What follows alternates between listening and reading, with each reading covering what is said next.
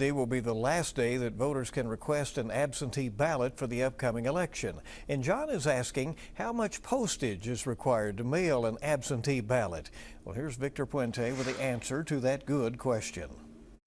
The cost to mail that absentee ballot back to your county clerk's office is probably $1.77. That could change depending on where you live.